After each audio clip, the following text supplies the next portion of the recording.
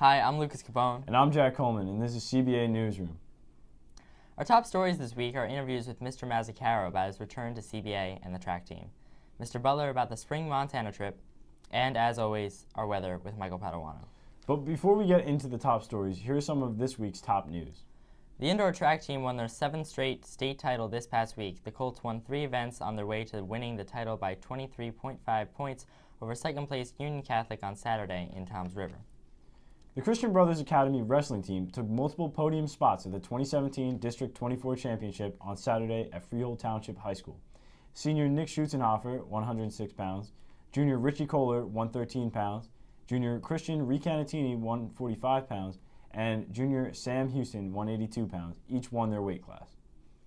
The Christian Brothers Academy fencing team picked up their first ever overall District 3 championship on Sunday at Livingston High School. Christian Brothers won 59 of 78 bouts, a 76% tick, to win the overall title. Second place Livingston finished at 67%, while Milburn was third at 63%. Now time for our top stories. Here's our field reporter, Gerald Sharp, with Mr. Mazzaccaro talking about the track team and his time at CBA. Hi, I'm Gerald Sharp here at Mr. Mazzaccaro, CBA Newsroom. So, Mr. Maz, you were a student here, roaming the halls and getting a feel in the classroom. But now that you're a teacher, what are some differences and what are the same?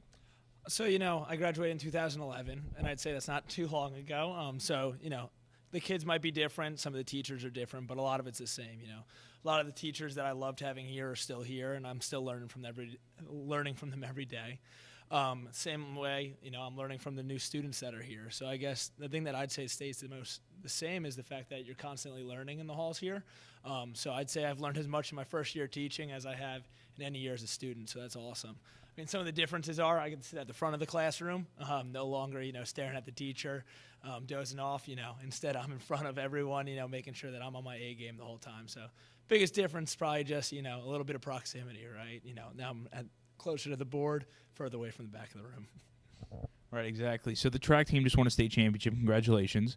You were a member of the team when you were here. So how does it feel to be a coach of a team that you were once a part of? It's awesome. It's great to be a coach of the team. I get to see those guys. I like to think I know a little bit of what they went through. So that's awesome for me, being able to see on the other side. Kids work so hard, work as hard as I did, if not sometimes a little bit harder, and see the same passion. And, I mean, the best part of it is just getting to go there. As I joke around, my day really ends at 2:30 when I'm done teaching, and I love that. Then it only gets better, as I get to go run with the guys and just really hang out. And so I don't even consider it a job. It's really just something that I love as part of my day. And then when the guys do well, something like winning a state championship, nothing puts a bigger smile on your face. Yeah, that's awesome. And so finally, what's your favorite part about CBA? The people, whether it's the teachers, the brothers, the students, everything about it. The alumni, I mean, I'm still in, group chats with, several of the guys I went to school here with. So it's the people that make CBA. I'm a big believer of that. And everyone here, has their own special story. And it's all about learning everyone's story and, trying to tell your own a little bit.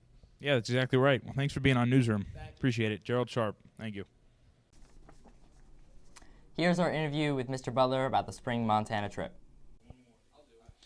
All right, so we're here with Mr. Butler, who is one of the teachers, along with Mr. Sonic, that runs the Montana trip every year. And now this year they're doing a spring trip as well. So, Mr. Butler, why are you guys doing a spring trip this year? Well, we wanted to provide more opportunities for kids who haven't went on the trip to have the ability to go, because it really is life-changing. In fact, one of the students who went on the trip 2 years in a row, it inspired him to go to Israel this past winter and do an immersion trip there. And it said it really changed his life, so we want to have more people have the opportunity to do that. So, I was on the trip in the fall. It was a great trip. Definitely changed my life. But is there anything at all that's going to be different about the spring trip? yes, very different. We've never done it in the spring. That's one major difference. Two, we're actually going to have an alumni volunteer on the trip, which we've never had before. The person, Nate Houston, could have been your guru in the past, is going to come on the trip, and he's going to talk to the 7th graders in the religion class about his experience in Israel. And some of these kids have never even left Browning, Montana, so I think it's going to be really enriching for them. And, you know, I think it's expanding and growing. We're actually going to be doing manual labor because they're expanding the bunkhouse, and that's also something we haven't done at least since 2009. Mr. Sonnig did that, but pretty excited about it. Yep. Very cool things going on. So is there anything at all that students should know if they want to go on the trip? Yes. You have to grab a form. they're in here in campus ministry. I also have them over in room 603 in Henderson Hall. Also, you have to write an essay, 5-paragraph essay on why you want to go on the trip and what you know about Montana already. And also get your initial deposit in early morning Friday, March 3rd. All right, it's definitely a fun time, guys. You should definitely check it out. As always, here's the weather with Michael Paduano.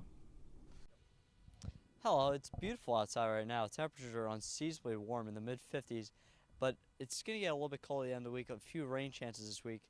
A chance maybe of some snow showers mixing in because it's going to be a little bit colder, almost near freezing overnight some nights, but still very nice for this time of the year. Things continue to look nice throughout the week, so it's not that bad. It's definitely not going to be much snow at all. Winter's pretty much gone by now. Reporting from CBA's campus in Lincroft, New Jersey, I'm Michael Paduano, CBA Newsroom. Thanks for watching. I'm Jack Coleman. And I'm Lucas Capone. See you next week.